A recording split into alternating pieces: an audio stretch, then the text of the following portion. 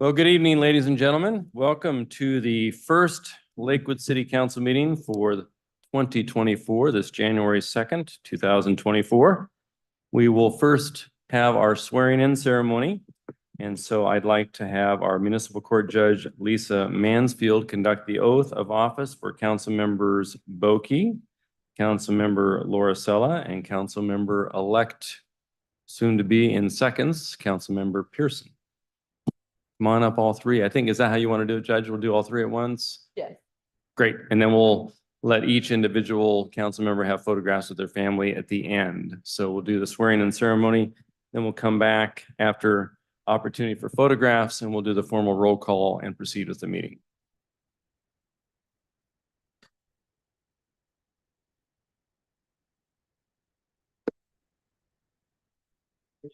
That's fine. You'll just raise your right hand, please, and repeat out. And after I say I, say your name. I state your name. Do solemnly swear that I am a citizen of the United States and of the state of Washington. That I will support the Constitution and laws of the United States.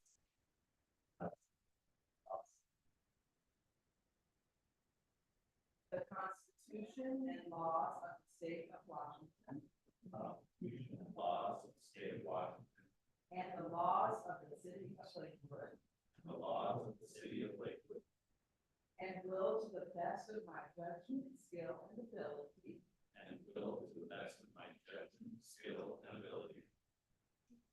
Faithfully, diligently.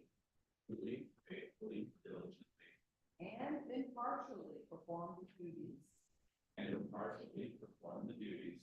Of the office of council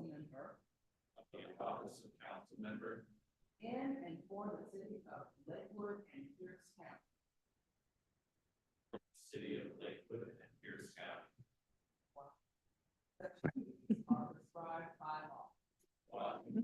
Such duties are prescribed by law. Congratulations.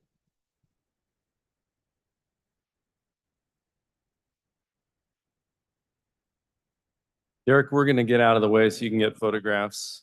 Yeah, we'll get out of the way so you can get the photographs. And then why don't you go ahead and take individual pictures of them and then let their family members come on up and do the same. Yep.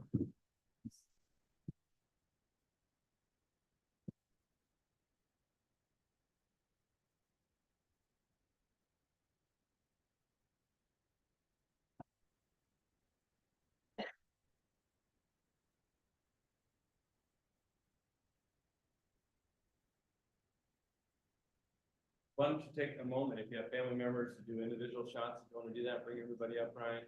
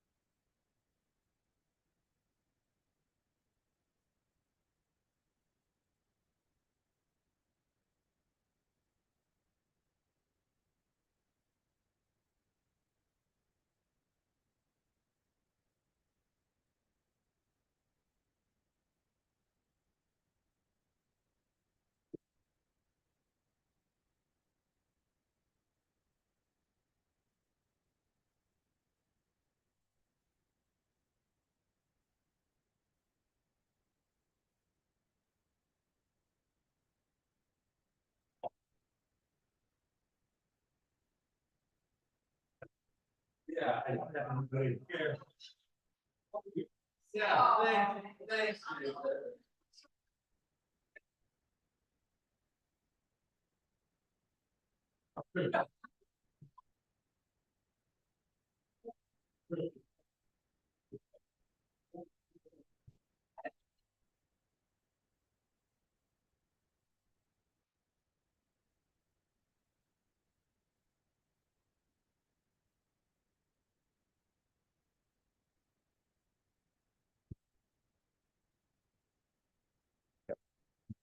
That was good.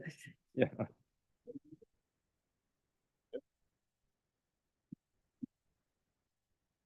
Well, welcome. It's great to have you all sworn in, and now we'll have you officially roll called in. Madam Clerk. Councilmember Bell. Here. Member Boki. Councilmember Brandstetter. Here. Member Lauricella. Here. Councilmember Pearson. Here.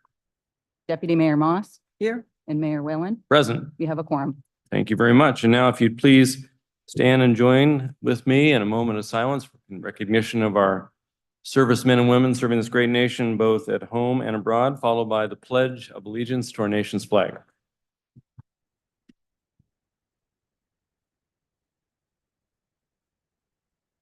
I pledge allegiance to the flag of the United States of America and to the republic for which it stands, one nation, under God, indivisible, with liberty and justice for all.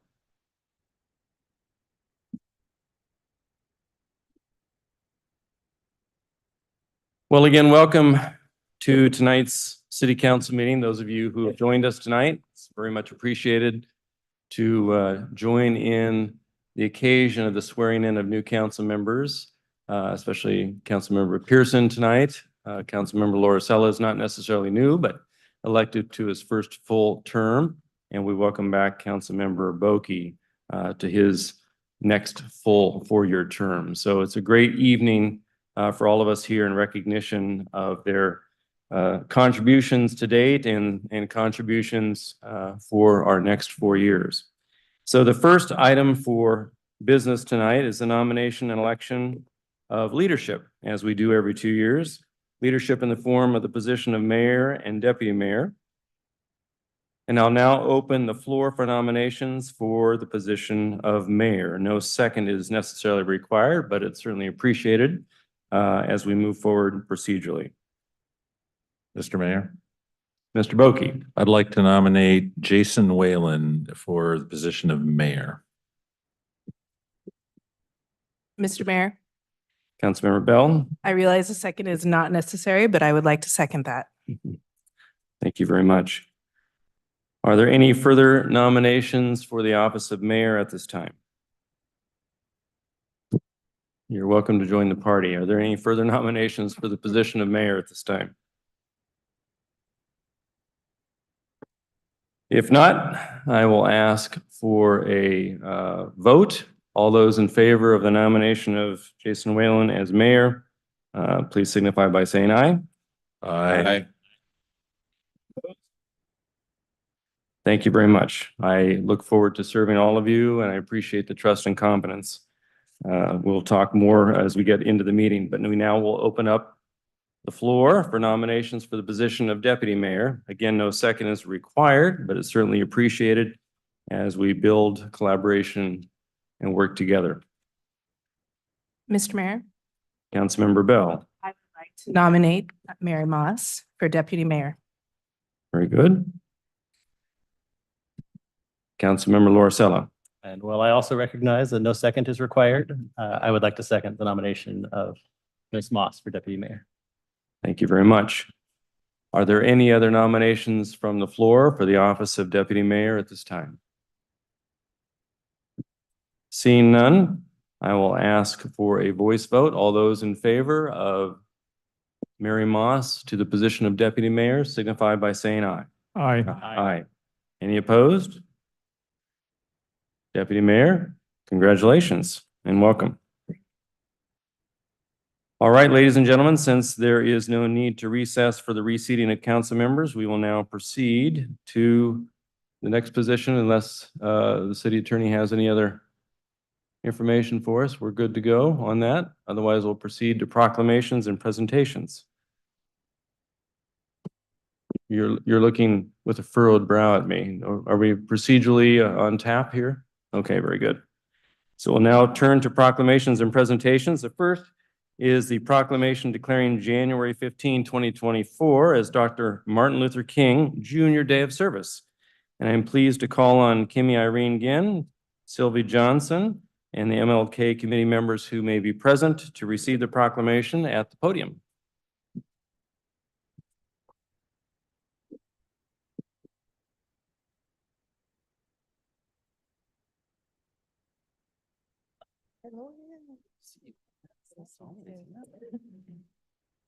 Well, it is a wonderful opportunity to take this moment to thank you for your service.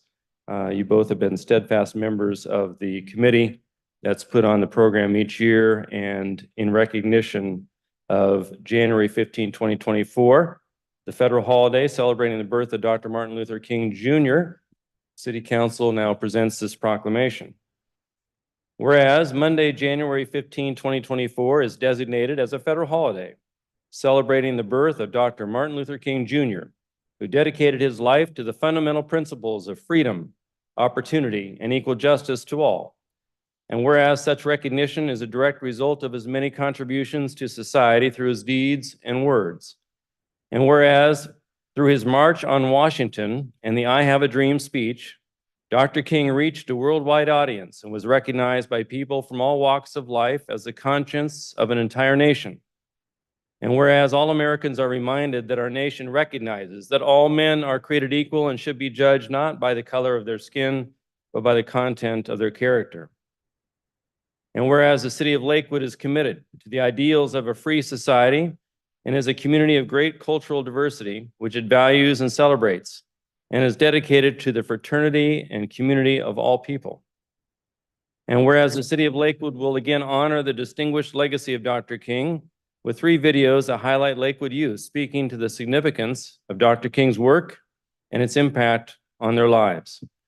Now, therefore, the City Council hereby proclaims Monday, January 15, 2024 as Dr. Martin Luther King Jr. Day of Service here in the city of Lakewood. And we invite all residents to join us in this incredible, wonderful observance.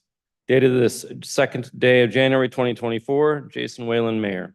And I'll turn it over to you, ladies, if you'd like to say a few words, and then we'll take a picture. So Kimmy, it's great to see you again. Likewise. Yep. Okay. I'm Sylvie. Okay. Once again, it's an honor to be part of this wonderful opportunity to keep Dr. King's dream alive. And I'm excited about this year's video because it really is action focused. Because you can have a dream, but if you don't make that dream come true and put it into action, that's just what it is. It sits in the dream category. The other part of this video, all 3 of them, we're focusing on our youth.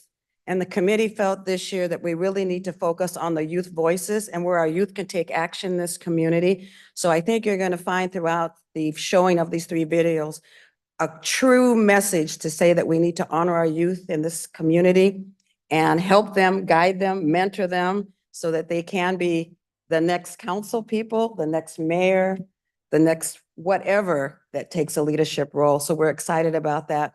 And Sylvie's a pretty shy person, but her expertise and her talents, when you see that video, you will see the excellence in showing the 3 videos that will honor Dr. King. So once again, I'm honored to be part of that committee again. Look forward to next year. I know we're going to do this all over again, and we'll see if we can top ourselves.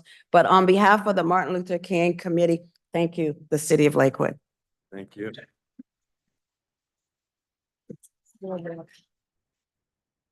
Thank you for having us and thank you for the proclamation, Mayor. I'm so excited about this series. As Kimmy said, I feel like this is the best one ever because it's the youth voice and they were so forthright and impressive. And it just gives hope for the future, honestly. Moving forward was a theme and they all had their thoughts and they expressed them so eloquently. I think you're going to be really impressed with this group. They're just fantastic. And there's a couple that are on the youth council and future mayors. Absolutely. Yeah. Yeah. Thank you so much. Thank you.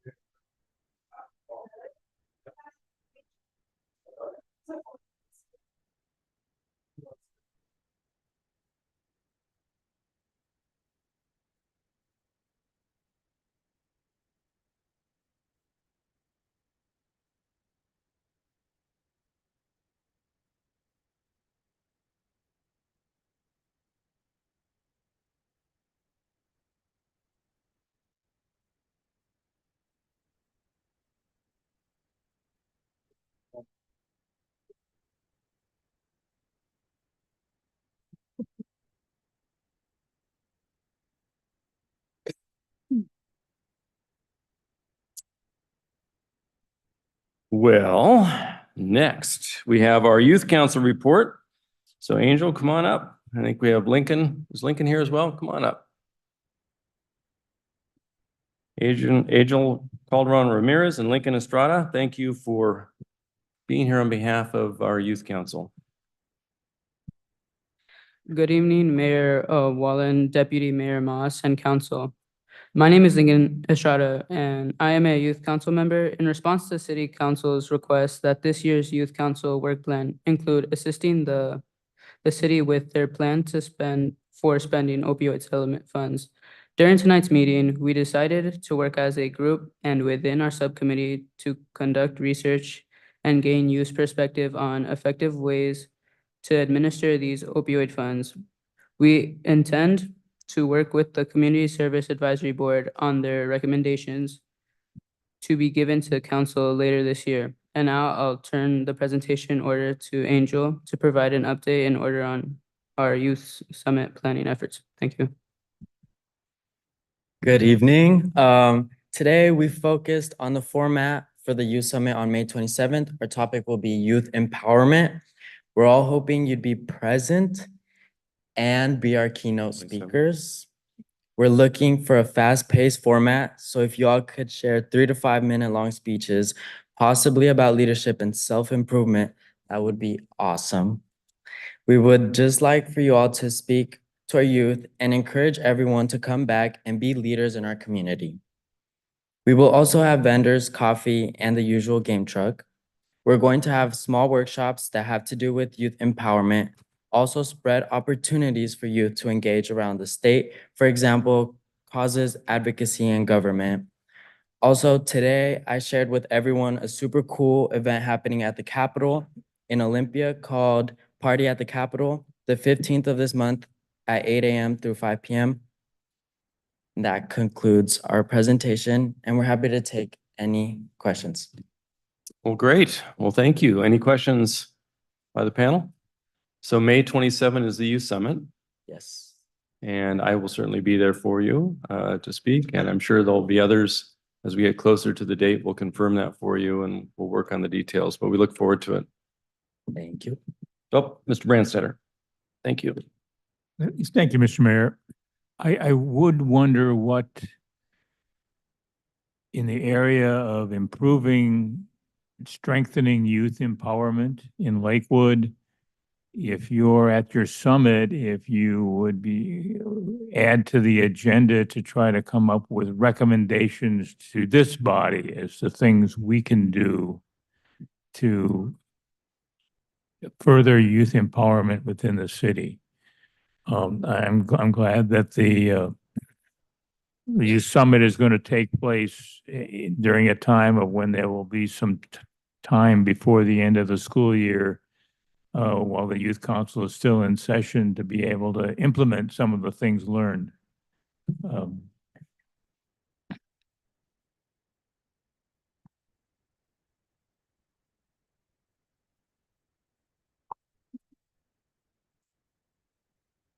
We also did talk about having workshops where you guys could be in attendance and help students or any youth looking for some answers. Um, I think that would be fun if we can coordinate that. Tonight was Yeah. as dedicating a part of the agenda that day for, because you want us to, we heard, when we did our work plan, that you want us to more report on what we're doing as a council Uh-huh. and to come to you with our asks. And that we would also love for you guys to continue guiding us on your asks. For instance, I so appreciate during our work plan, you gave us something to work on, saying, we want you to help us with the opioid funding. And for me, that felt like just this wonderful opportunity for our youth to really start to form policy. So rather, so that's kind of what we're looking at, including a portion in there where we can workshop and dialogue together on our collective asks of each other. So we've started the planning and that's kind of where we're headed. I think that would be great. Yeah. Yeah, absolutely. Yeah. And Okay. I also think that having a sort of a study session, if you will, perhaps at one of your meetings where we do sit around, maybe informally at a table and just Yeah. talk about ideas just openly back and forth, answer questions that they may have on leadership issues or topical issues of the day. It might be fun to do that. I think that would be a great idea. Yeah. Oh, they also said they do want to do a day with the mayor. Oh, yes. So a day, You'd be bored to tears, but I'm happy to do that.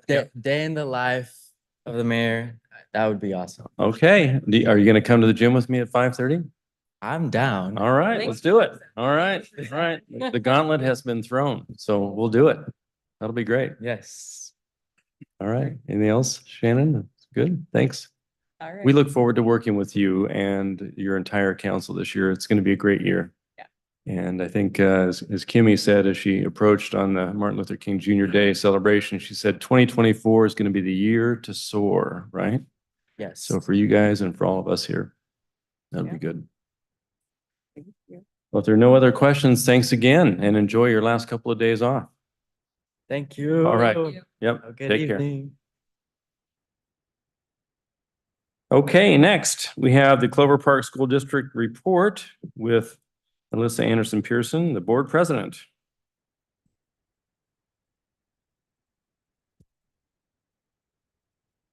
All right. Good evening, Mayor Whalen, Deputy Mayor Moss, and council members. I want to just start off by saying this is my favorite meeting yet. Obviously, Ryan's up there and then our two kids are here joining the fun. So it's a family affair tonight. Okay. Okay, they have a lot to say apparently. So first off, I just want to say thank you to the many civic organizations, community groups, and individuals who made the holidays better for hundreds of Clover Park students. It's greatly appreciated, and we know that it means a lot to the families. I know I mentioned this last time I was here, but the replacement educational programs and operations levy will be on this February's ballot. The board approved a resolution to put a 4-year replacement levy on the ballot. It will be February 13th in a special election to replace an expiring levy that was approved in 2020. I do want to reiterate, this is not a new tax. It's a replacement of what's already occurring right now. Many will say basic education is fully funded. You're going to hear that. That's what everyone thought they were voting for with McCleary, and that's just not the reality. Many would say nurses are a part of basic education, and they are. It's needed in our schools, and our replacement levy funds many nurses in our buildings. Sorry, past bedtime. And so our communications department will come out with really great graphics, just showing what is funded by basic education and what's not. So special education, while some is funded, other, we have a higher rate of special education students than other surrounding districts. Transportation, just so much that is not funded. So we're hoping that's successful so we can continue to give better opportunities to our students. Without that funding, it would be detrimental. We would obviously figure out a way to move forward. But those resources are needed in our schools. And at our last board meeting, we welcomed 3 new board members. If I can do my math correctly, yes. Chrissy Kim, Brian Thomas, and then Janet Caldwell. And now I have the honor of continuing to serve as president, and then Brian Thomas is the vice president, and Janet Caldwell is the legislative rep. So we're really excited to have them on the board. Let's see. I know I wasn't able to make the City of Lakewood Holiday Parade of Lights, but I do know that it was a great success, even in the pouring down rain. Our communications department does such a great job getting people to participate for the school district and decorating the bus. And I just know that it's a really special time, and kudos to our communications director. And I also want to mention that Clover Park is recruiting bus drivers and paraeducators. They are difficult positions to fill. And we have obviously a great need for them. So we're looking to hire bus drivers and paraeducators. New para hires can receive a $500 hiring bonus, and bus drivers can receive a $3,500 hiring bonus. So if you know someone that's interested, please send them the district's way. We need transportation. No one's going to be happy if you say, oh, there's no bus this morning. We need to get the students to school, and we need the help in the classroom as well.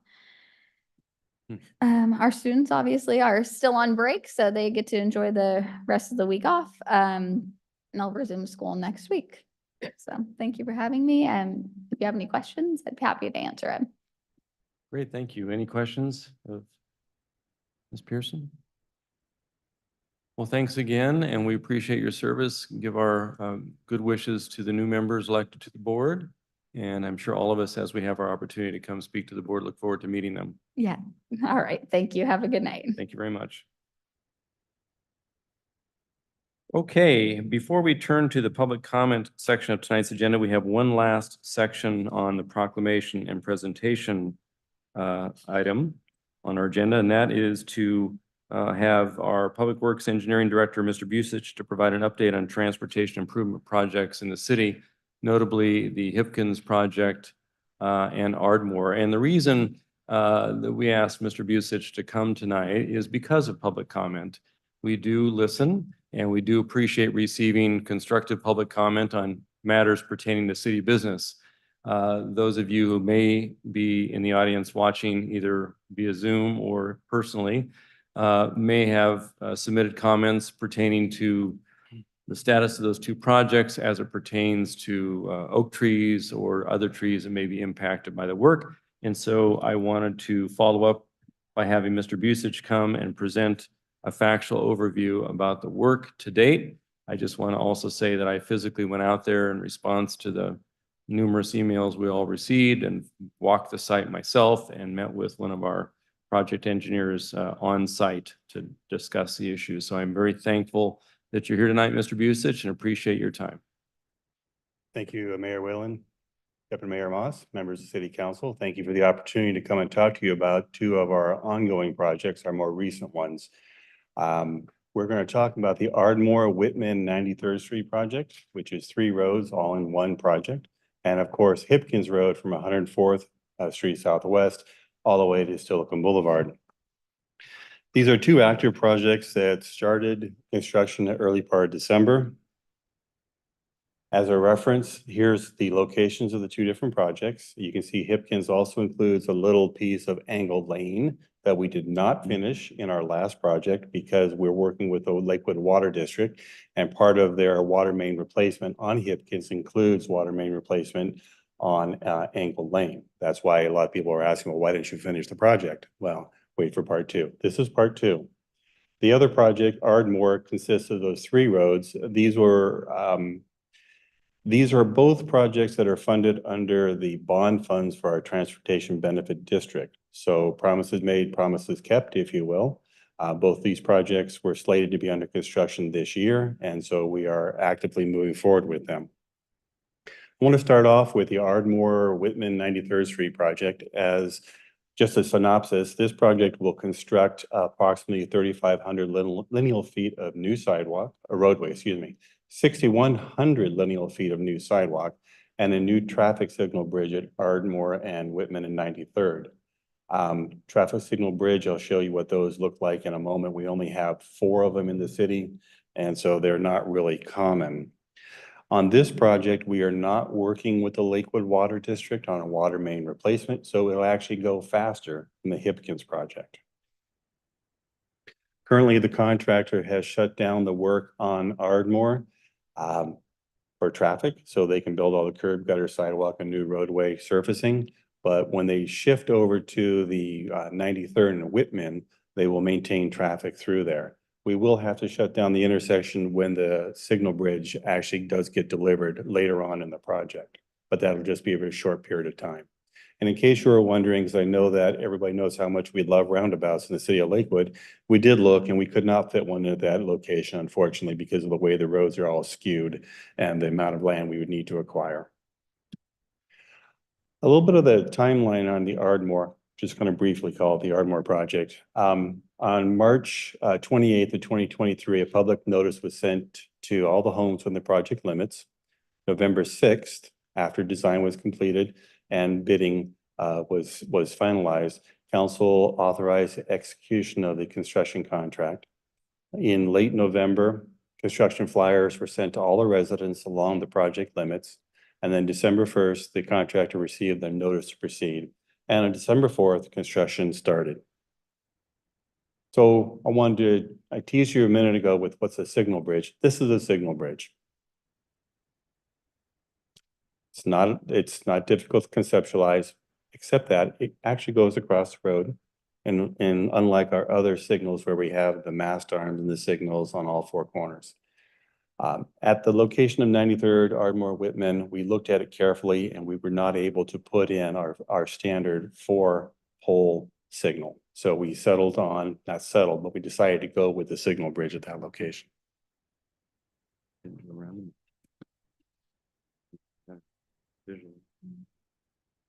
I want to talk and shift over to the Hipkins Road project, the one that has raised a lot of concern from some of the residents about the Gary Oak tree removal.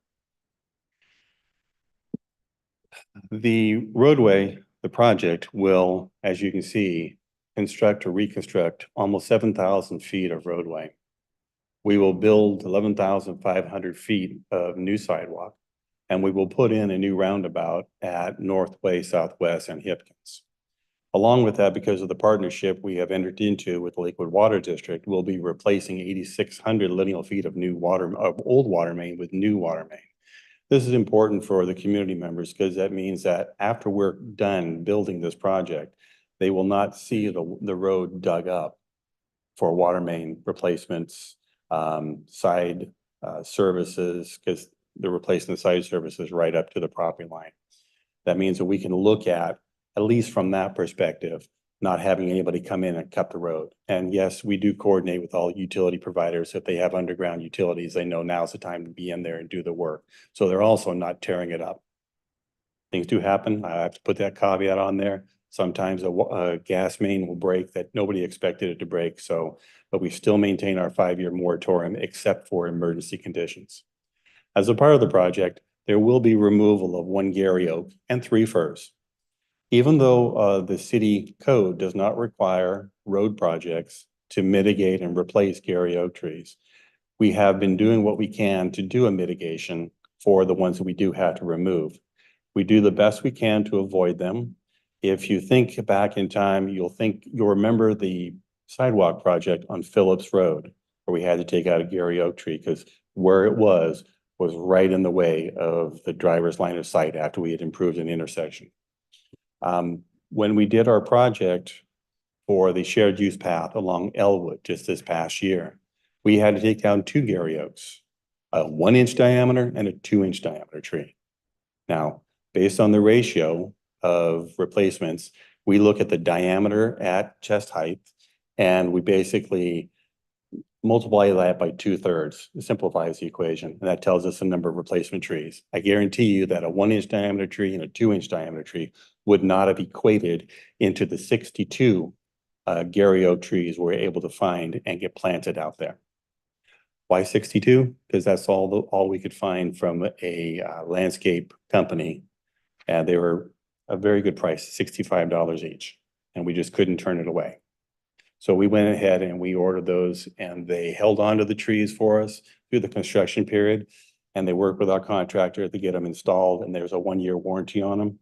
And if you happen to drive down Elwood and you look over and you see these trees and they've got this funny fence around them, that's to make sure rodents don't go out there and start eating away at the bark until they get established. Also make sure that people and their dogs don't go up there and cause damage to them. So like I said, we planted 62. We probably only needed to really do 1 on the replacement ratio. I kind of view this as a long-term bank, if you will, of Gary Oak trees, because it's far more than we needed. And there may come a time when we, through our projects, may not be able to secure replacement trees. For years, I had been told that Gary Oaks were very hard to actually source. But when we started doing our own investigation, we found out that there were some. They're just not prolific like other landscape vegetation trees are. The other challenge with Gary Oaks is not just finding them, but also finding them and getting them put in the ground at the right time of year. So those are the things we look at. I want to walk you through the Hipkins timeline. This is going to take a couple of slides here because there's an awful lot that we went through to get this project stood up and move forward. In December of 2022, we held a city council study session to present to the city council a 30% design. That was the time when we brought up the idea of doing a roundabout and the value of a roundabout from a safety perspective at the location we were selected. We received the go-ahead, continue with the project. In January 2023, the public notice of the project was sent to over 2,000 homes in the project area. Why that many? Because we know so many people use this corridor. We also came to City Council and requested authorization to execute an interlocal agreement with the Lakewood Water District for the water main replacement project. We got concurrence, so we moved forward with that. The Water District is paying their full freight for all the work necessary for replacing the water line. In February of 2023, a presentation was made to the Parks and Recreation Advisory Board on our project. In March of 23, a neighborhood open house here at City Hall. There were some residents who live in the vicinity of the roundabout who were not thrilled about the roundabout, the location, and said we didn't need it. So after we had a long conversation, we explained to them, I think the vast majority of them walked away satisfied that the value of the roundabout was in fact there. You can't please everybody all the time, but I felt that after that conversation, people were satisfied we had made our case for the roundabout. In March, a construction flyer was sent to the 4 properties at the intersection of Hipkins and North for fence relocation related to design. 2, we had to move the fences. One of which they called us back and said, okay, great. And you also want to acquire the corner here. So when can we get this done? Because I want to get the money because I want to sell the property and move. He's planning on doing that. So that was a very quick transaction with that property owner. However, one of the property owners was not thrilled with the idea, even though there was a 363 square foot request to acquire. So unfortunately, in March of 23, City Council had to allow and agree to condemnation proceedings for the northwest corner. In July of 2023, we submitted for a SEPA. Now, normally road projects are categorically exempt from SEPA.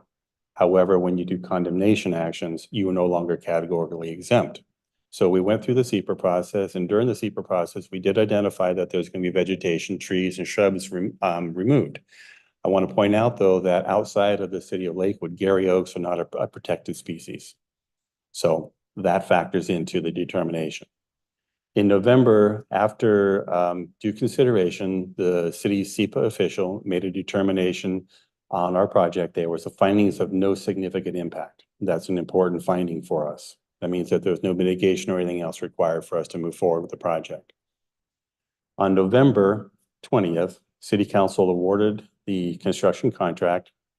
10 days later, we issued construction flyers to residents along Hipkins corridor. And on December 8th, the contractor was given notice to proceed, and construction started on December 11th.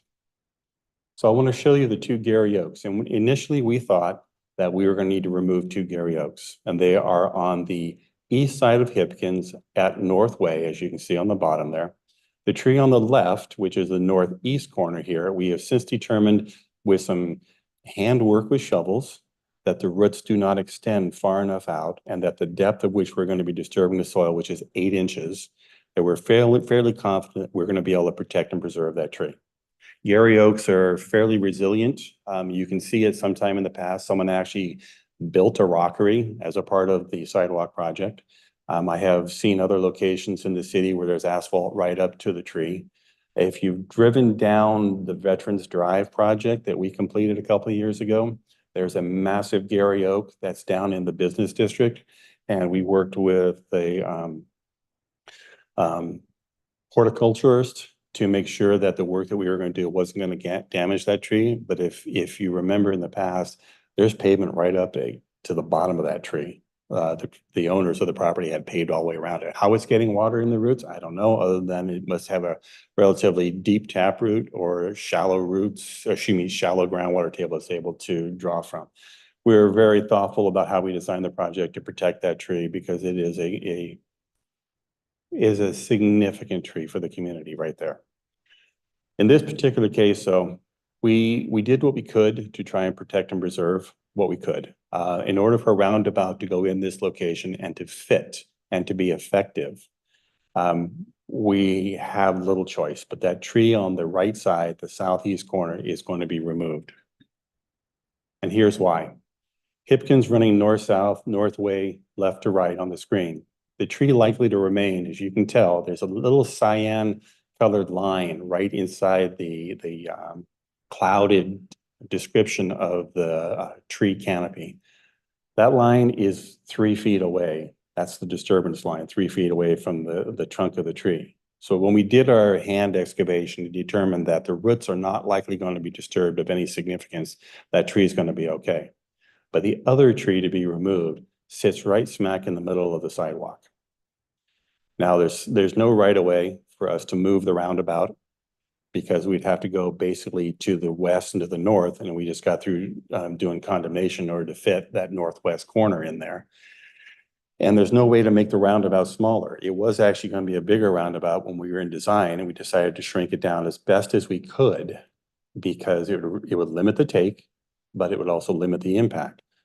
The problem with roundabouts, if there is a problem at all, is if you go too small, you lose the effective nature of them.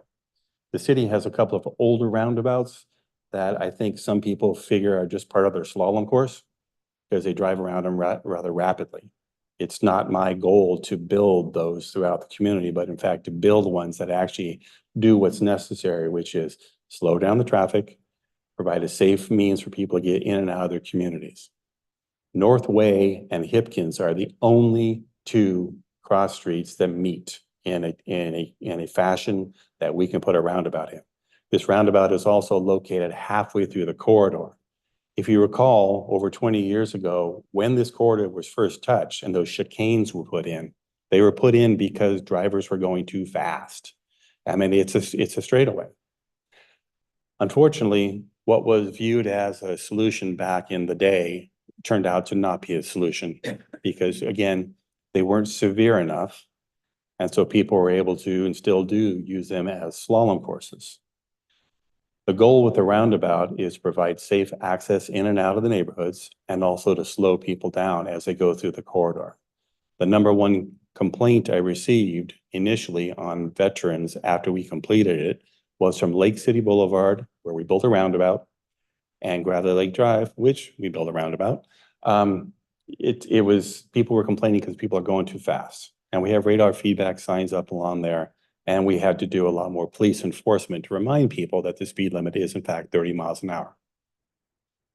So with that, that's what I have for you tonight. I'm open to answer any questions you may have for us. Thank you very much, Mr. Busich. Any questions? Mr. Branstetter? Mr. Pulisic, thank you, and I, appreciate both for you and your staff, and I gleaned from your presentation that when you're dealing with projects such as these, there's not just a single priority that drives them. You're trying to provide vehicle movement, but you're also trying to provide safe pedestrian and non-motorized movement. And that tree preservation is also a thing over there, but everything can't be accomplished 100%. And I appreciate that attention is paid to all of those. I know that I received a significant number of emails, over 75, that were concerned that both oak trees could not be saved. But that I would also note that when I cataloged where those emails were from, that only 2 were from that particular immediate neighborhood that is influenced by Hipkins, which to me indicated that the people in that neighborhood who have endured the disconnected sidewalks and shoulders and confusing pathways for bicycles on Hipkins for 15 or more years, were looking for that. Their priority was getting that fixed. And the considerations that a roundabout wasn't necessary, when I looked at over the past dozen years nationally, there's been a great understanding that pedestrian fatalities have increased along roadways of where there have been road improvements that have created better roads, but also straight roads without design to I guess, disencourage people from going faster just because the road is a better road and straight. And that amongst a variety of strategies, roundabouts are one of those that are recommended as a place that is going to not cause that dynamic to occur on these projects and on the projects that we've done on other places in the city too, where rather than have a lot of signalized intersections to break things up, roundabouts seem to be working well. I did have a question because in your list of the things that were included in each of the projects, both on Ardmore and on Hipkins, you didn't itemize the number of crosswalks, even though those are rather lengthy stretches of road.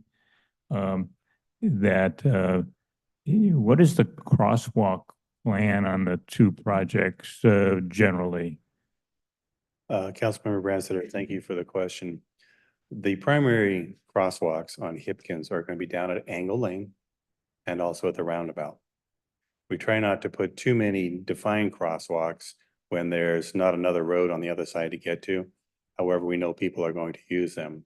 When you get onto Angle Lane, we actually do have 2 crosswalks. One that has going to be installed through this project, which got the rapid flashing beacons. And then we've also got another one that we did install on Elwood. And that is a difference from what I just stated because it doesn't go to another street. It allows people to get from the housing across Elwood and straight into the park. And that one also is a raised crosswalk. This road right here is a 30-mile-an-hour road. So we have to be a little bit careful where we try to focus people to cross at. Does that answer your question? It was inquired to me as to whether there would be a crosswalk at Meadow in Ardmore.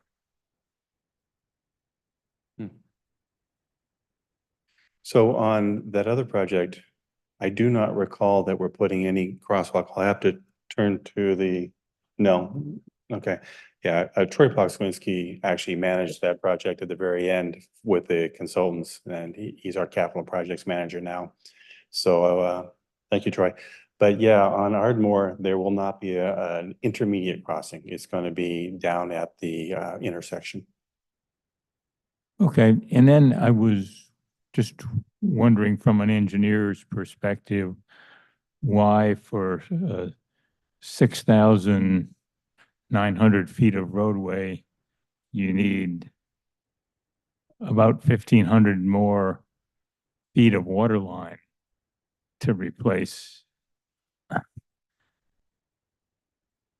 Well, remember when I said that they're going to be doing water line down Angle Lane? That's also part of it. Oh, so that Total that number calculated. included the Angle Lane water lines. Yeah, it would include all of it. Okay, to do that. Now, if Troy reaches over and smacks me upside the back of the head, but he's nodding like I'm. Yeah, thank you. I also forgot. There's also the crossings that go to from the main line in Hipkins across to the connections on the water line on the streets. And then based on feedback that they initiated, are you finding that the notification to homes in the project area where the project area is benefited is been effective? I believe it has been. We actually, from the mailings, we get people who call us because now they've got a person's name and a phone number to call directly. I've received a number of calls. I know that Troy has received a number of calls from the residents out there. A lot of their questions are primarily about when's the project going to start and how am I going to get to my house? And in some cases, I live right on Hipkins. I've got, in this case, I've got family and friends coming over for the holiday. How do I tell them how to get to my house? So we're able to help them on that. I think overall, the response we've been getting from folks is, what took you so long to get the sidewalks in? We've been waiting for this for 20 years. So I take that as a positive indication. They appreciate the work we're going to be doing. Deputy Mayor? Thank you, Mr. Mayor. Mr. Bishop, thank you for the presentation, and I wanted to particularly give thanks for the care that you go through to make sure that as much nature is reserved as possible. Appreciate that. My question is, and the question that I'm getting is, when do you estimate that Ardmore will be completed? So the Ardmore stretch and then shifting over to 93rd and Whitman. And I knew there was a good reason why I asked Troy to be here tonight because he's going to give me an answer on Ardmore. March. Thank you. March. Thank you. And then we're going to shift and tear up the other two roads. Okay. But I believe the plan currently right now is to maintain traffic on those. Thank you. You're welcome.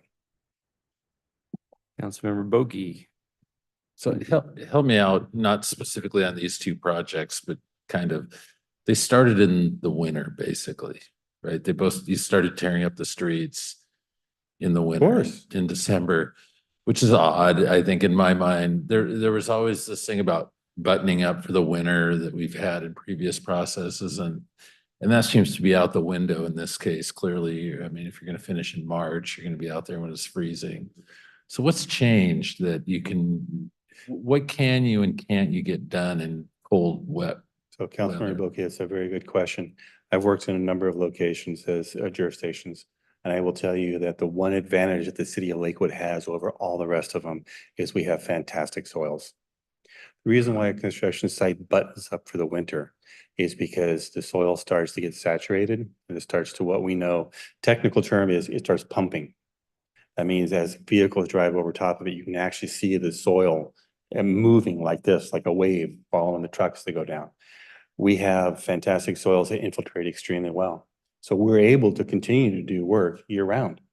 In many cases, the highly infiltrative soils, they're 10, 15, 20, 30 feet deep.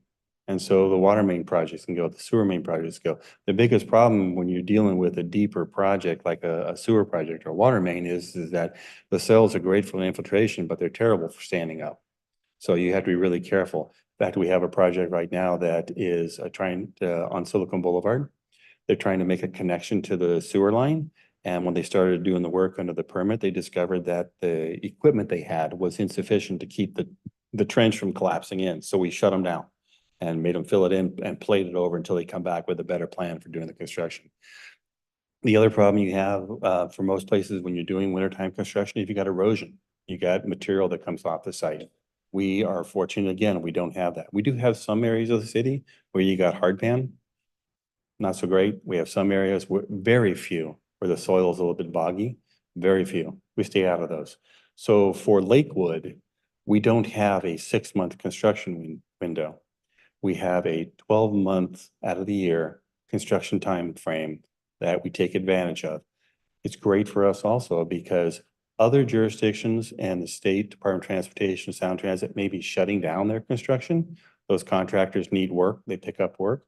We advertise our projects, we get great prices because they know that they can come in and they can do our work very efficiently, and we get great prices for it. Does that answer your question?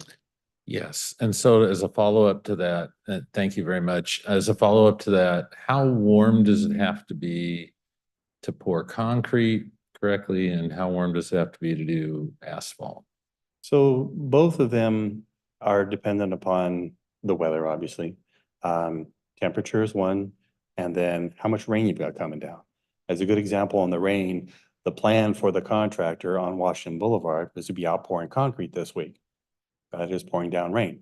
If you have a light rain, they can work with that. It's a heavy rain, no, it causes too much disturbance. Light rain, you can go out there, you can finish off, put your plastic on. In fact, concrete doesn't like it when it's extremely hot. It dries too fast, so you got to keep it moist. On the asphalt, you've got a temperature window in there. Most of the time, we're able to hit that temperature window, but to get the best finished product, we'll put the base course down, and then we'll let it sit through the winter, and then come back when it's warmer, and we get a solid bond between the top lift and the base course. And then we can put that down in April, May timeframe, and we're good to go for the year. We're good to go on the project. Okay. So I it's- didn't give you an exact temperature because it's a little bit dependent. So concrete is more about rain, lots of rain rather than temperature. No, I apologize if I gave that impression. It's also temperature dependent. You don't put concrete down in freezing weather. Freezing, it'll Yeah. freeze too. Okay.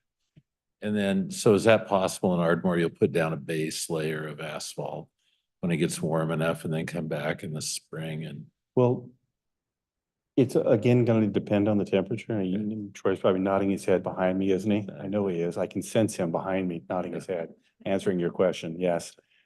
Right, Troy. So the answer is yes. But since that first phase is supposed to be completed in March, you might find that if the weather is good enough in March, we might be able to do all the paving and finish that off. It's also depending on the contractor. The contractor comes in and says, I want to base this piece, then I'm gonna go do this piece and get all that ready for base and this piece. They get a better price if they're able to bring in the concrete, or excuse me, the asphalt company and do it all at once. That was a problem we had on Washington Boulevard where we couldn't just do this 2 blocks and do the next 2 blocks and the next 2 blocks because the contractor has to pay more when they're coming in and doing small pieces. So from our perspective, we get better prices if they can do larger stretches at a time. So, and then Ardmore, the neighbors along there, there's a lot of parking strips. That's one area where there just seems to be I guess it's right away, right? A lot of room on either side, always has been, filled up with water all the time. What's been the reaction of the folks on there? I mean, how's it going to be designed? Are they losing parking or are they just going to park behind the sidewalks? We work closely with residents during the design process. We meet with them if they have concerns. There were a couple of, well, they triplexes, duplexes, quadplexes, where they have a lot of asphalt and they had unrestricted access in and out of it. Yeah. So we met with them and we talked to them about what the city code would allow, and work with them. So they have one in, one out, to make sure they had access in and out. If there is room behind the sidewalk and there's still right of way and that's available for them to use, we don't restrict them. We just don't prefer people parking on our sidewalks or shared use path. That's a problem for us. But if it's available and they can make it work, that's fine. What we find for a lot of the residents is that they've actually gone in and they've landscaped that in the past. Yeah, and then I'll be honest with you, sometimes you look at the house and you say, you've got 4 cars there and vans that have never moved. You can tell because they're flat and they're not looking their best. So the degree of sympathy given on that is less when those junkers can be hauled out and you can make use of your driveway. Again. Corner of Ardmore and I only go through there umpteen times a day. Right by the old QFC property. If I'm going towards downtown, towards here, there's that really kind of lousy corner. There's a bunch of rocks piled up there. It's where the insurance agency or the chiropractic place is. The chiropractor. Are you taking all that down and putting sidewalk around that or how's that gonna work? We are in fact, sorry for interrupting, we are in fact doing improvements in there. The exact details of that, I would have Troy answer, but that actually is where a water main is. And we're actually having to have them move their water main because it's actually in the way for where we need to put the foundation for the signal bridge. Oh, okay. It's a massive. So that is going to foundation. be lowered then. Yeah, that's going to be cleaned up. And actually the chiropractor has been very good to work with. Good. Thank you. Welcome. Councilmember Laura Sella. Thank you, Mr. Mayor, and thank you, Mr. Busich. Talking the Hipkins project, is Northway the only roundabout on that project? It is the only roundabout. Okay, and are there any other trees aside from those 3 fir trees and the Gary oak that need to be removed? No, we took a look at it just to make sure we had the numbers down. I'm pretty confident that that's the ones that we're going to be removing. Okay. I think one that may cause a little consternation is actually 104th and Hipkins. There's a big fir tree there that's been there for like forever. It's got a big X on it. In order to put the sidewalks in right there, that one's going to have to come down. Okay, thank you. Yeah. Councilmember Pearson. Thank you, Mr. Mayor. Thank you for the presentation, Mr. Busich. I want to recognize I appreciate the city's and Public Works Department's efforts in, putting a best faith effort in preserving some of the, the Gary Oaks and taking it even a step further and creating some sort of a bank or, just doing more than the bare minimum. I understand the way that you had noted that Public Works didn't have to do any replantings or maybe just one. And so, the best time to plant trees is 20 years ago. And so if we have a bank of trees and, we can use this in future projects and, it's a sensitive topic. So I do appreciate those thoughts given on the project. Thank you. I appreciate that, Councilmember Pearson, and welcome to the City Council.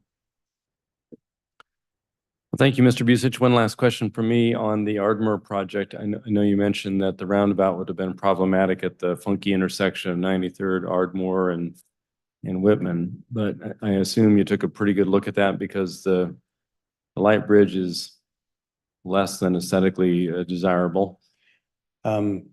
Mayor, we looked at that not because the signal bridge was less than aesthetic. We looked at it because our first and foremost goal is provide enhanced safety and traffic movement, and the roundabouts do that. There are all the 4 streets, they don't come in at a standard T intersection. They're kind of skewed a little bit. And I personally, and this is just me personally, I don't like that intersection. So I come up into it. I'm trying to figure out what those different arrows mean because one of them was pointing back at me. It looks like. Right. So our goal here was to simplify it, to make it safer for pedestrians to use through there. Because I get comments from people that say, well, nobody walks down that road and Not yet. pick your road. Mhm. And my answer is, would you walk down there if it wasn't safe? But every one of our projects that we build, where we put in the shared use path or we put in the sidewalks, I drive them. And the city manager does too. And we both observe the same thing. People are using them. So once we build these pathways for them to use and get out of their cars and get their strollers and their bicycles and whatnot, they are taking advantage of. Absolutely. Well, speaking of funky intersections, I want to take this opportunity to thank you for correcting a very funky intersection at the entrance of Fort Silicon Park. I get more positive comments on that particular roundabout, and the pedestrian and bike trail parallel to Elwood is beautiful. And as you mentioned, the planting of the oak grove will be gorgeous when it's all, leafed out in the spring, and as the years to come, as it grows, it'll be beautiful. But I get just tons of positive comments. That is truly one of the most beautiful pathways that we've done. And we look forward to more like that on these other projects in the future as best we can. I appreciate the comment. A lot of effort went into doing that Yeah, it's project. beautiful. And it was done very quickly, relatively, frankly. It really was. Yeah, it was a beautiful project and remains one. Thank you. Thank you.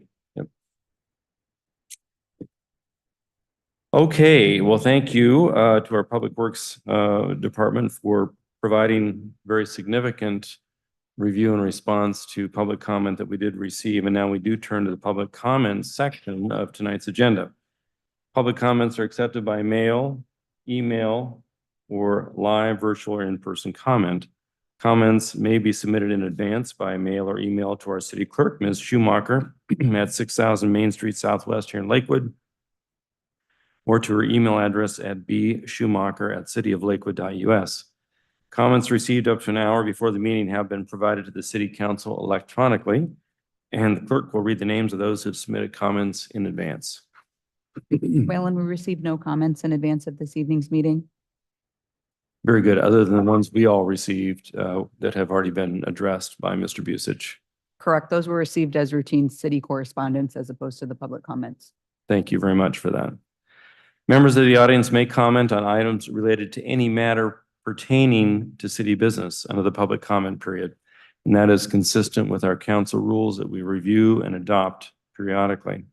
Comments are limited to 3 minutes per person. And with regard to those rules pertaining to restricting comments to matters pertaining to city business, I do reserve the right as chair to restrict or end public comment that does not pertain or is not consistent with our adopted rules. Virtual comments, if you'd like to provide live virtual public comment, you need to join the Zoom meeting as an attendee by calling the telephone number on the screen, 253-215-8782, and enter the meeting ID number as reflected. Please, upon entering the meeting, use the raise the hand feature to be called upon, and we will ask you to identify yourself by name and city of residence. The rules provide to virtual commenters as well as those who attend in person. Each speaker is allowed 3 minutes to speak. And at this time, I will call first on those who have appeared in person. And the individual who has signed in on the sign-in sheet, Mr. Mircellini, you're first.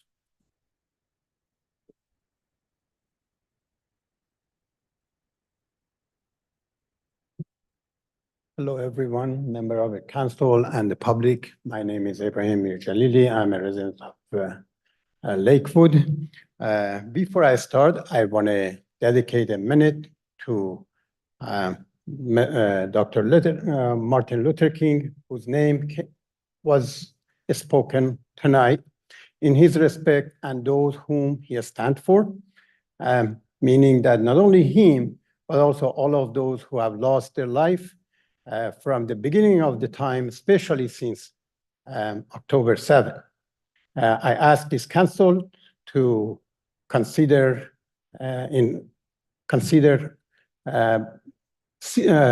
recommending ceasefire in Gaza.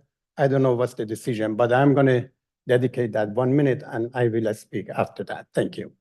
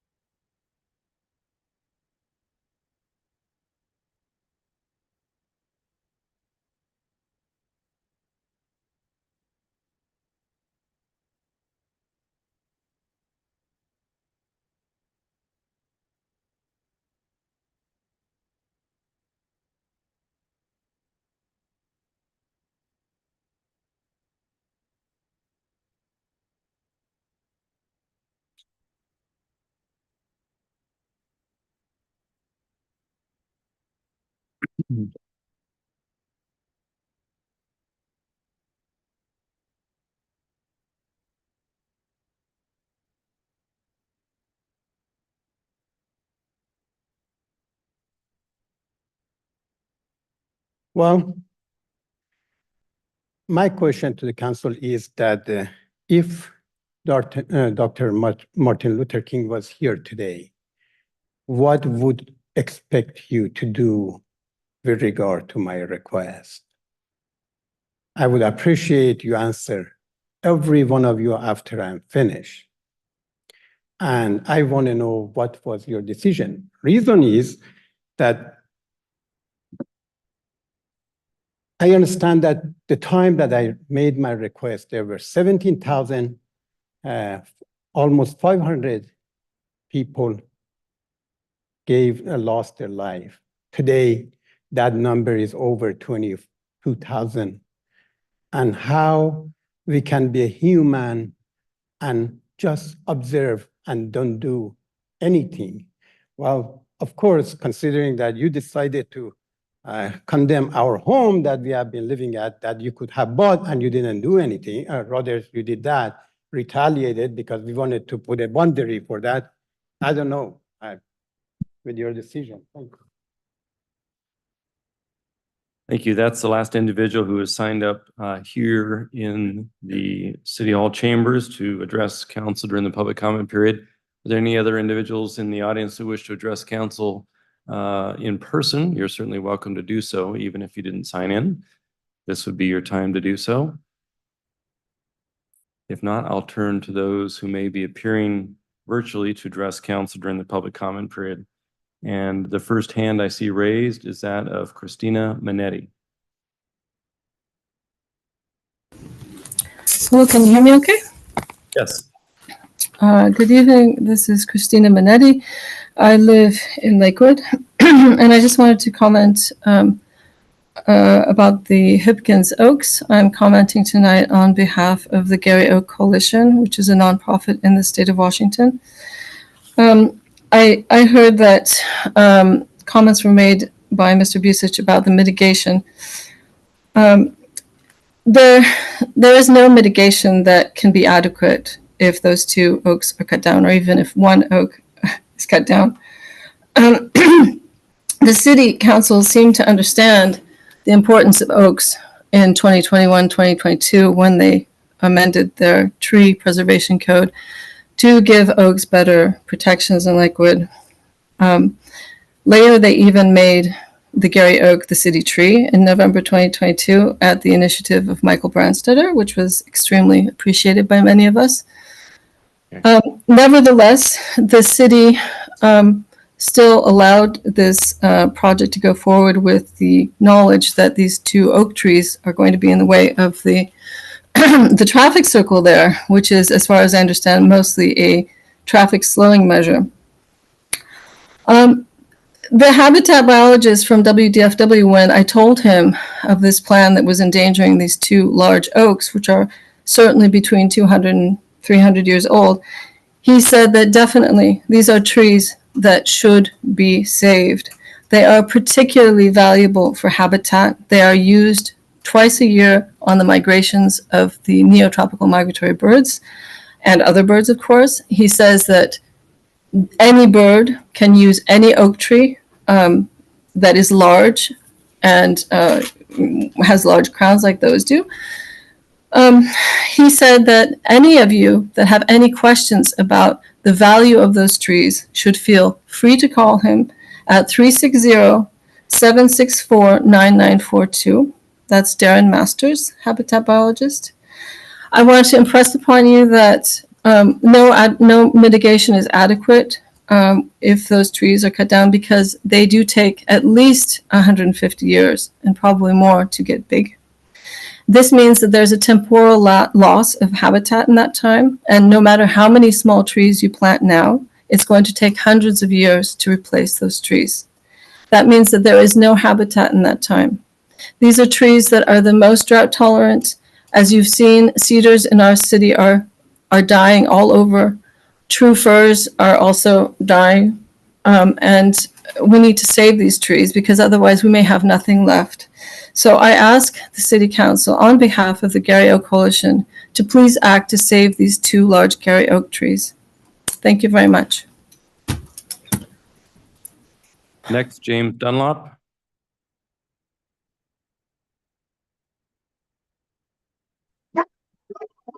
Oh, can you hear me? Yes. Okay, so my name is James Dunlop and I'm a Lakewood resident. I want to talk about Hipkins. I think the reality seems to be that the Public Works Engineering Department has basically made a decision to do what they're going to do. And that's it. And you can have all these arguments about why it's a good idea, but essentially the decision's been made and you're not going to change it. The time to change to have really made changes would be, I assume, when the City Council were looking at the project. But I think my concern, I think members of the City Council seem to sometimes see their job as simply being to accept what the city tells them to accept and simply rubber stamp it, and not actually to analyze what and why they're being asked to do what they're going to do. I mean, for example, when you had a new hearing examiner, there were 2 candidates for the job of hearing examiner, and you just, the city had made their decision. You went for one rather than the other, but it was actually there was significant reasons, I believe, why the city went for one rather than the other, which the council should have got into. So the time, so I think the City Council need to, in future, be a bit, to realize that you are paid for, the City Council are paid for the job. It's not a ceremonial position, and you need to look at what the city is asking you to do, because you are there to protect Lakewood. Now, as far as the comment about not many people in the immediate area making comments, people don't question. That seems to be a general picture in Lakewood. People don't like to make public comments because in many cases people are afraid.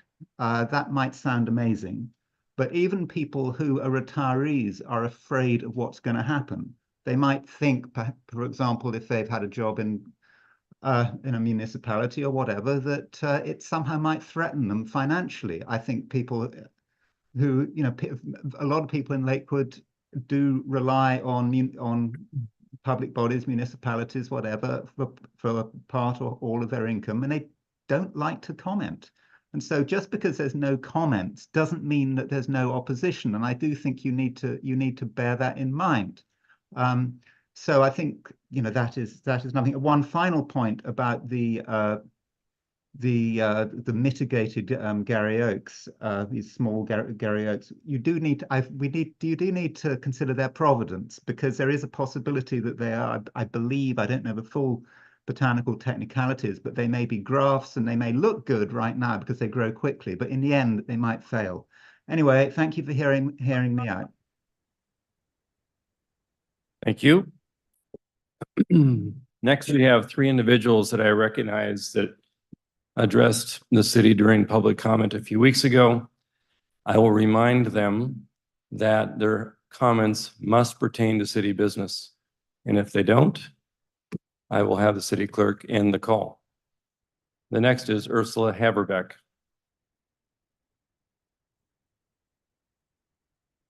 Hi, can y'all hear me? Yes. Phenomenal. I'm Ursula Haverbeck, and I do live here. Um, I want to speak about what the gentleman in person had talked about. I did appreciate his stance, um, wanting to call for a ceasefire because what we all want is peace. I find it interesting that a lot of people do speak this similar to the way he's speaking. Of course, we have people like State Representative Randy Fine, who goes on Twitter and actually calls for the ethnic cleansing of Palestinian people. But we have a lot of citizens that speak in a very pro-Palestinian way, and I love that. One thing I've noticed, though, is that a lot of people, in fear of being called anti-Semitic, You are will on take the everything. edge, Ms. Averbeck, and I encourage you to veer back on the path of commenting Yes, sir. on city-related business. Yes, sir. Keep Um, giggling, get on the path. Yes, sir. I wanted to speak on explaining the difference between anti-Zionism and anti-Semitism, because Goodbye. I do feel like Next is Gabe Gipe. Same instruction, Mr. Gipe. I've already Googled you and we've looked up your phone number, so I'd like to hear where you're a resident of. What are you talking about? Why am I not allowed to speak just because I have an area code that's not from the area? I didn't say that. Please state your name and address of record. Gabriel Gipe, and I don't feel comfortable giving out my address. Am I allowed to speak? I'll keep it cohesive. Keep it pertaining to city business or it will be very limited. Well, city business pertaining to freedoms of speech is what I'm here to talk about. I just want to bring attention to the fact that you do allow for a lot of people to touch on certain topics, but you don't let other people touch on those topics. So I just wanted to say that I do support the Palestinians, and I think that we should have a resolution to stand up for those people that are being persecuted and genocided over there. We should no longer be using any city funds to support the genocide. And I just want to see you guys acknowledge the fact that there's wrongdoings going on across this country and across the world that's being put through by a certain group of people. And I'll keep it, professional and not name that group. I think we all know who they are. But if we allow this to continue, you're going to see an uprising across the world, which I would like to see stop before it becomes another expulsion of 110, the 110th country over 1,000 times over the last 100 years or so. I think you guys should check out GTV Flyers so you can learn about the Zionist Jews and who they are and what they're up to. And the fact that they control our media, they control Keep it everything else. focused, Mr. Gipe, please. Okay. On city Well, business. City business. I don't want to see any more of our city money or city funding going to the support of genocide of any group of people. Well, I I can would tell like you to- that none of it does. So keep your comments to city business, sir, for that which Okay. you know of specifically. Okay, well then how about we just say fuck niggers and kites? Goodbye. The next speaker is Eric McAllister.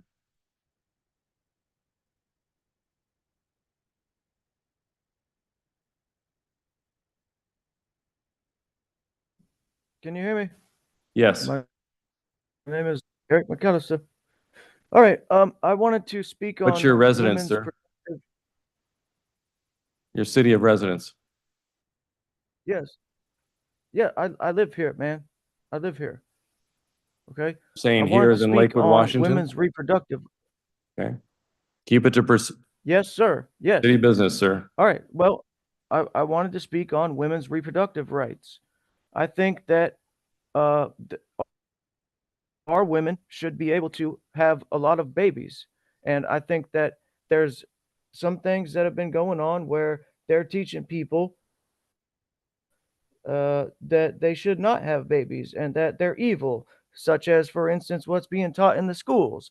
And I'm very appalled at the fact that my children are being taught that they're evil inherently just because they were born white. Okay. And I think that this is a big problem with our people in this community We're not the because school district or the of school board. modern day Mr. feminism. And Keep it pertaining to city well, business. that's fine. It pertains to our city. It pertains to our city.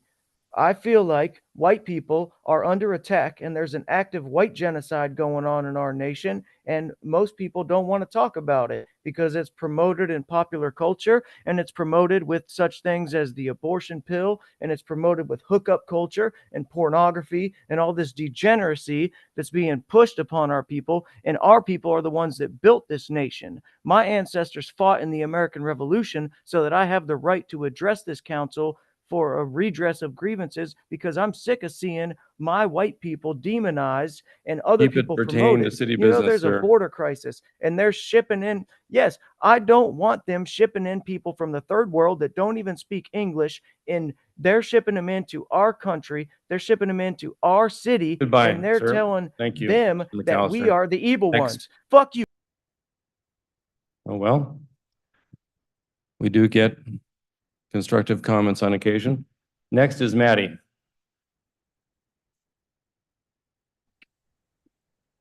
Hi, did y'all need my address or? It would be great to give your city Oh, of okay. residence, please, per our rules. Yes, thank you. Phenomenal. I live on Woodbourne Road, Tacoma. I'm sorry, which Um, city? Woodbourne Road. Can I go? Which city?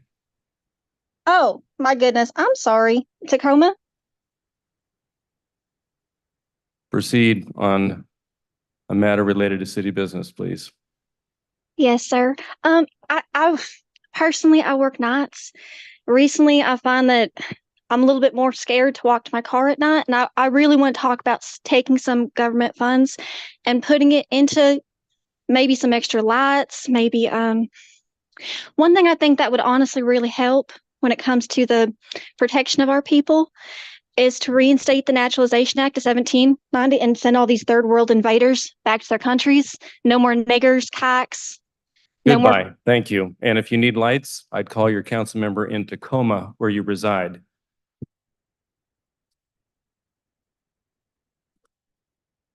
That, Madam Clerk, is the last individual I see with their hand raised during virtual public comment.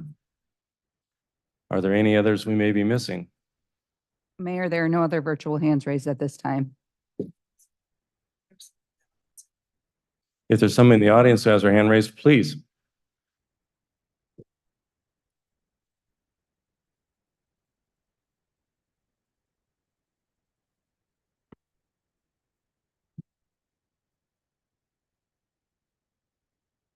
Yes, sir. Hi, Sean Chisholm, Lakewood resident. I've lived all over Washington and stuff like that and experienced different cities and counties and everything like that.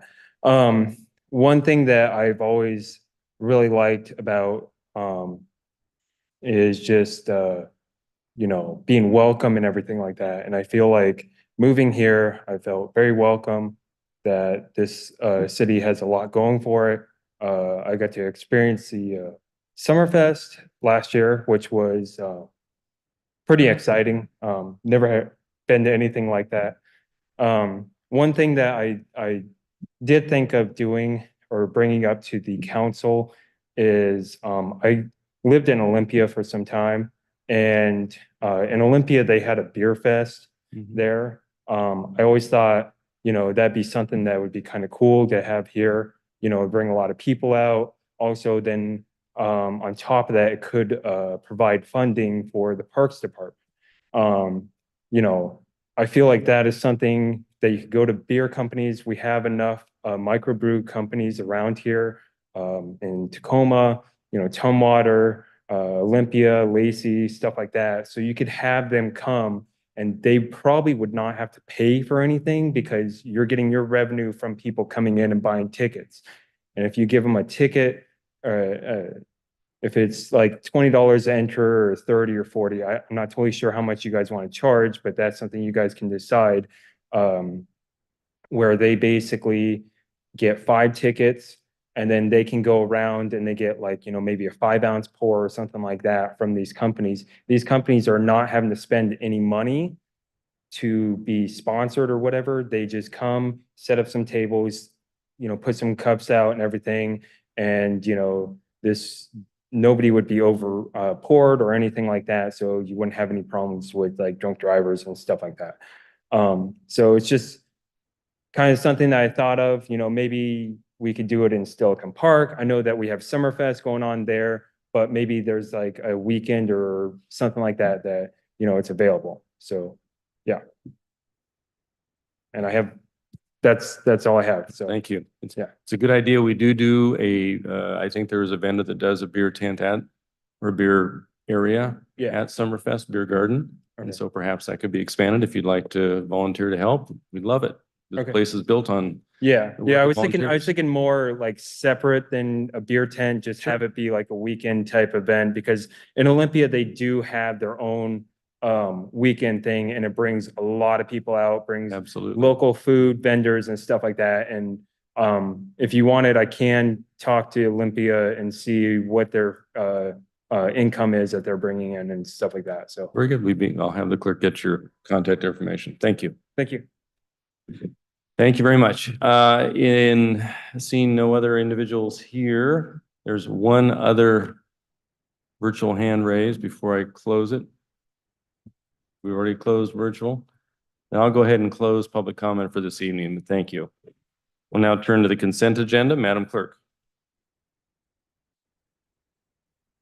A, approval of the minutes of the city council meeting of December 4th, 2023. B, approval of the minutes of the city council study session of December 11th, 2023. C, approval of the minutes of the city council special meeting of December 13th, 2023. D, approval of the minutes of the city council special meeting of December 14th, 2023. E, approval of the minutes of the city council special meeting of December 18th, 2023. F, approval of claims vouchers in the amount of $5,081,708.55 for the period of November 16th, 2023 through December 15th, 2023. G, approval of payroll checks in the amount of $3,484,956.16 for the period of November 16th, 2023 through December 15th, 2023. H, motion number 2024-01, authorizing the execution of an amendment to the interlocal agreement with Pierce Transit for police services. I, motion number 2024-02, authorizing the acceptance of a grant from the Washington State Office of Public Defense in the amount of $68,000 for public defense services. J, motion number 2024-03, authorizing the execution of an agreement with Townsend and Associates for building plan review services. K, motion number 2024-04, authorizing the execution of a professional services agreement with Petite Inc. in the amount of $100,983 for design services related to the 112th Street Southwest and Idlewild Road Southwest projects. L, items filed in the office of the city clerk. 1, Lakewood's Promise Advisory Board meeting minutes of November 2nd, 2023. Thank you, Madam Clerk. It is a hefty consent agenda. Are there any items which any council member wishes to remove from consideration at this time? If not, do I have a motion to adopt the consent agenda as presented? Mr. Mayor, I move adoption of the consent agenda. I have a second. Second. It's been moved by Councilmember Brandstetter, seconded by Deputy Mayor Moss, that we adopt the consent agenda as presented. Any further discussion? Seeing none, all in favor signify by saying aye. Aye. Any opposed? The consent agenda has been adopted. We now turn to the regular agenda, and I don't see any particular unfinished or new business. Mr. Caulfield? There is none, Mayor. Great. We'll turn to reports by the city manager. Thank you, Mayor. Good evening, Deputy Mayor, council members. Happy New Year to all of you. Just a few updates. Wanted to report that in December, WashDOT Rail let us know that the Amtrak Cascades announced that they're adding back in their final 2 Amtrak Cascade daily round trips. That brings the number of daily round trips to 12 between Seattle and Portland. And as you know, that was something that had been reduced when they had the derailment back in 2018, and they've been building back up on that. In addition to the daily round trips, they also have 2 daily trains, the Amtrak Coast Starlight long distance that also uses the bypass that goes all the way down into California. So just wanted to brief the council that basically that line is now at full capacity as it was designed to be by WashDOT Rail, and Amtrak is now fully back in operation within that corridor. A couple of economic development updates, the Kendrick Landing Development Project. So we learned in mid-December that the Washington State Housing Finance Commission has awarded $55 million in support of this project, which is an affordable housing project. They awarded $55 million in support of Devco, which is the private investor that is building this. It's a $100 million project in total, so $45 million is coming from Devco. And this project is actually over in the Lakewood Station sub-area on property that has been accumulated by a father and son team, the Bormans, over a number of years. Their objective is to build 245 residential housing units.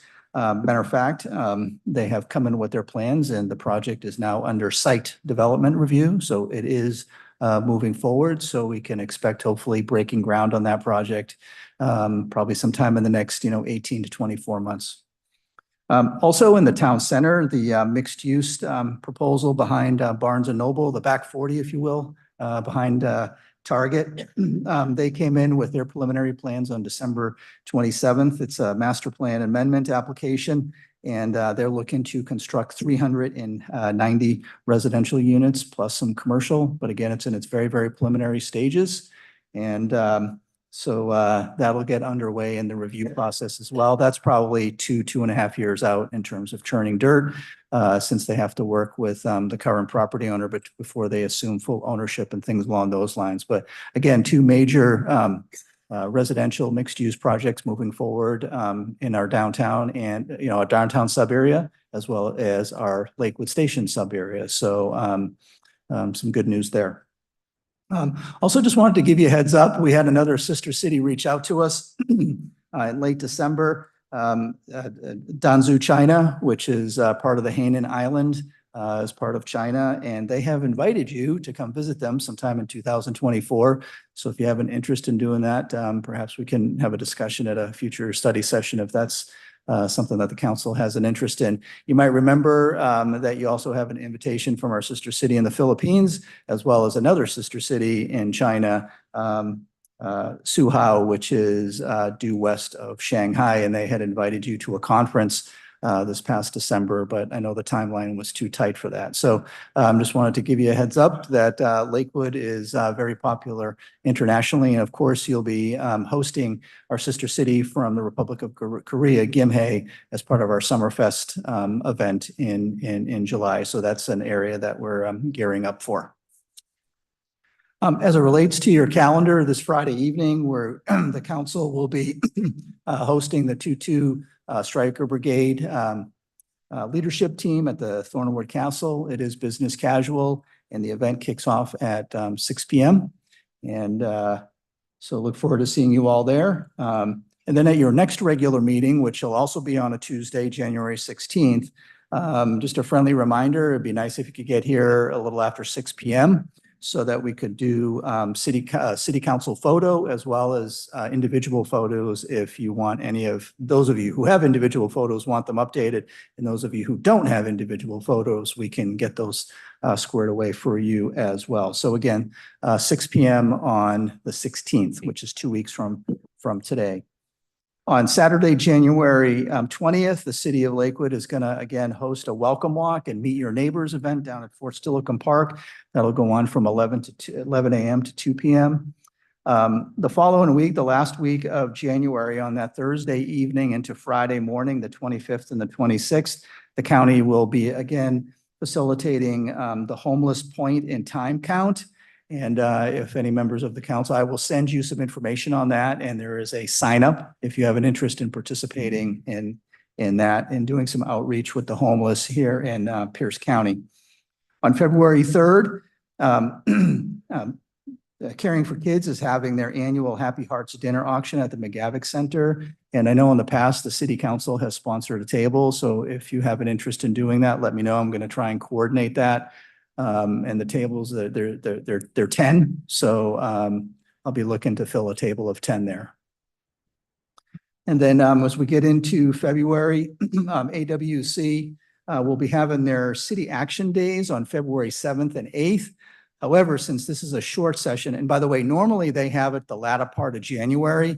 Unfortunately, their venue that they have had it at for years, the DoubleTree over in West Olympia, has sold or is something happened and they lost that site. So they had to find another place to relocate to. So they're relocating someplace in Lacey.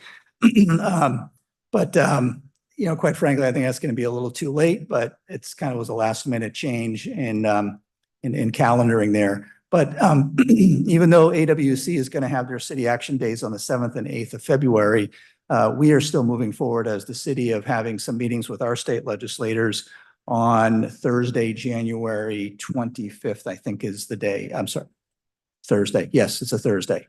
And so we'll be looking to schedule some time with our legislators from the 28th and the 29th for the mayor, the deputy mayor, and council members if you're so inclined to join us down there. And with that, that's my report. And again, Happy New Year. Thank you, Mr. Caulfield. Just a brief reminder of the time for the neighbor walk on the 20th. Is that 9 o'clock start? It's 11 a.m. Mayor. 11 a.m. Okay.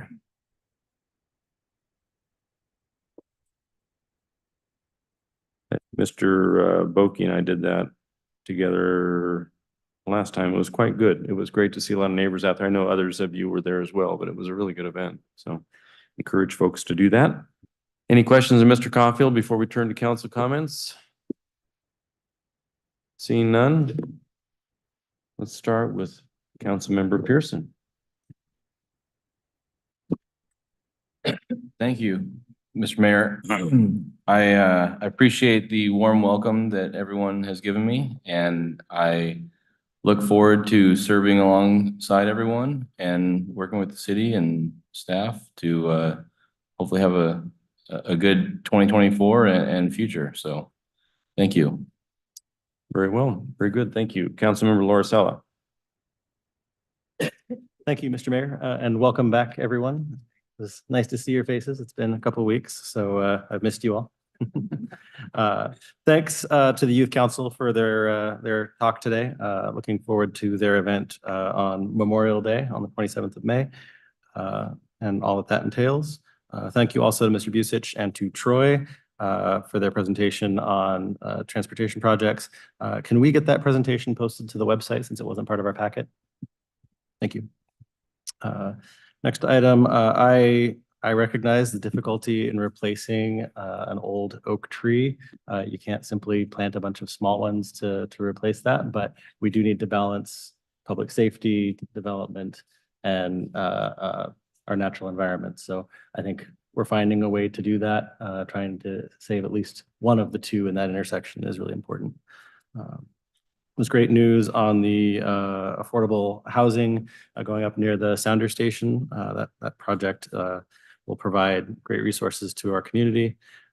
And welcome to Mr. Pearson. Great to serve with you. And I'm looking forward to the dinner on Friday, as well as the welcome walk on the 20th. So thank you. Thank you, Councilmember Laura. Councilmember Brandstetter.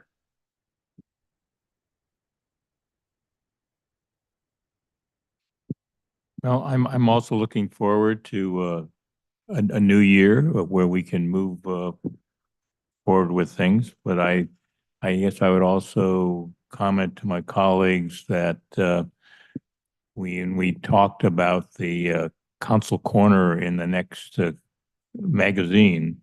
You know, we talked about looking back as we emerged from COVID and during 2023, expressing to the community the successes and the things that we're proud of in terms of what we were able to accomplish in terms of doing that. And I think we have a longer list than many cities do, because I think we did well. We did things thoughtfully, and that the city did not just tread water, but that we actually move some things forward. And that's was not necessarily the norm that was going on around. I read some statistics of just looking at ARPA funds, of where we spent about 10% of our ARPA funds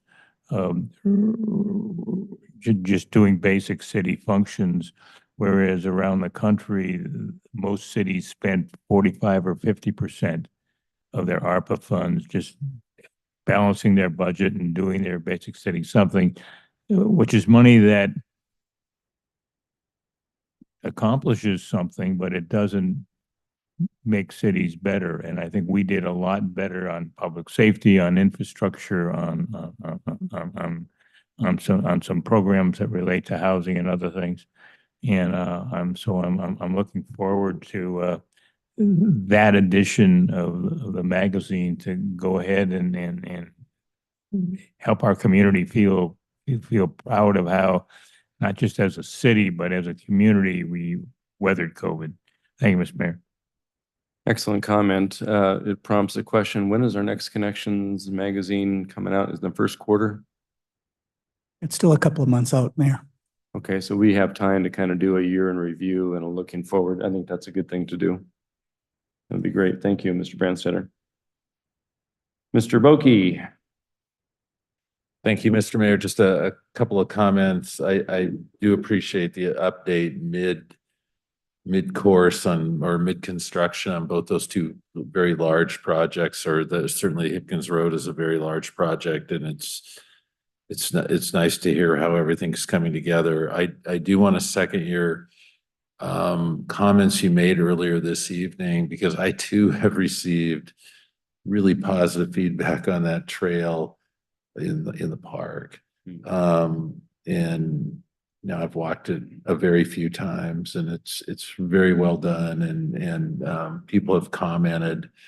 They like the front end of that at the roundabout, and there's still compliments. And when you discuss it with people who have lived in Lakewood a long time, the one item that has now been finished for a year or two is the roundabout at Washington and Interlochen. And to people who have lived here a long time, the impact that has had on so many people, right? I mean, my wife had an accident on that corner. Tristan probably knows people who have darn near been killed on that corner, probably having growing up here. And it's those changes, and they're it's nice to hear once in a while from folks, especially people who have been here a long time or who have returned here from a long time and said, hey, wow, it's really, you guys have really made some improvements to some things. So it's really good to hear. And I second those items that you mentioned earlier. Well, thank you. Deputy Mayor Moss. Thank you, Mr. Mayor. Well, I would just like to say Happy New Year to everybody. We're off to a good start.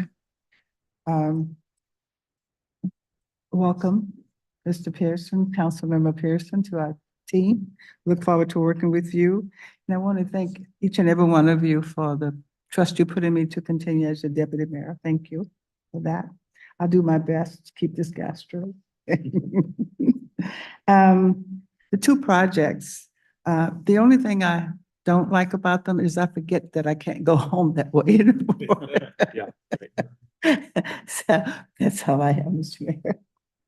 Councilmember Bell. I'm having an issue. Thank you, Mayor. I would just like to say Happy New Year to everyone, and also to re-welcome people that have already served and our newest council member. Welcome. I hope you enjoy your time with us and that we really find some really great projects to work on together. And then also congratulations to the mayor and the deputy mayor on reappointing. And I would like to say a thank you to the Youth Council. I'm really looking forward to the Youth Summit. I think that they're doing some really great work, and just how the council as a whole could be a part of it. I think they brought up some really great ideas. And I'm also looking forward to the event on Friday. So thank you. Happy New Year. Well, thank you very much. I just want to start by saying welcome to Councilmember Pearson and welcome back to Councilmember Lauricella and Councilmember Boki. I think we have a fabulous team assembled.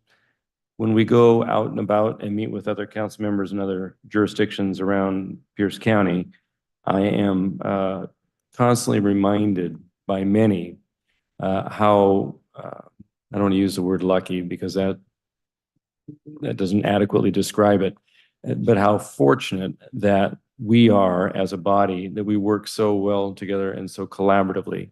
And that doesn't mean we agree on everything at all times, but we know enough to agree to disagree when it's important, and that diverse voices make better public policy. And so I really look forward to working with this group again for the next at least 2 years, at least through my term. And I appreciate your vote of confidence tonight for both me and for Deputy Mayor Moss to continue to help lead your voices forward, because we all have a voice, as you well know. And I look forward to working with all of you collaboratively on moving the ball forward. And as Councilmember Brandstetter indicated, I think sometimes there is so much good work that's done that it kind of gets a bit lost. And so I think reflecting, as the city manager does with us periodically on an annual basis, reflecting on all the good work that's done would be a good thing to make sure that the public is well aware of in the next council corner through the Communications Connections magazine.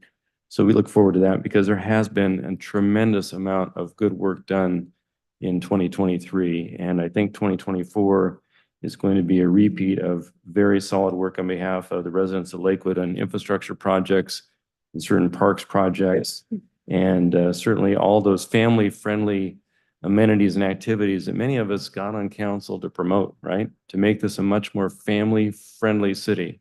And you hear opportunities to do new things with a beer fest, for instance, that other communities have enjoyed. There are great ideas that come forth from the residents of the city to make it a better place to live, work, and play, and we appreciate that.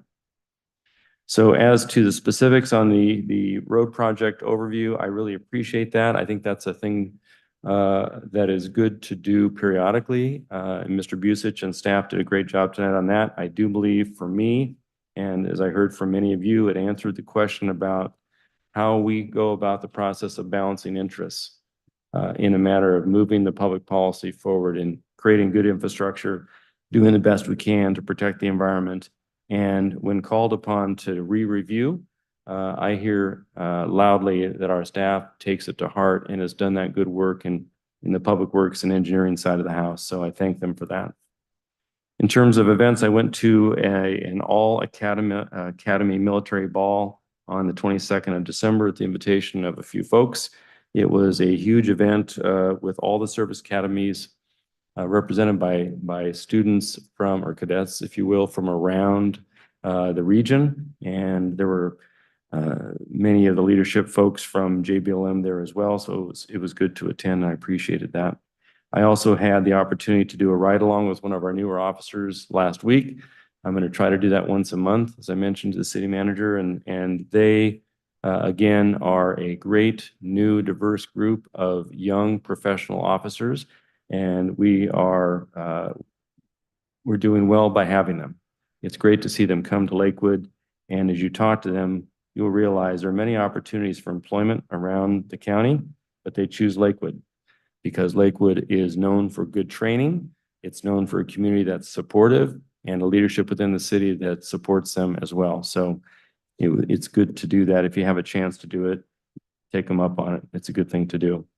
During that ride along and before the ride along, I had the chance to go and visit the virtual training session that they have. So we have helped equip the officers with this really cool virtual, I think it's Apex, the Apex training module.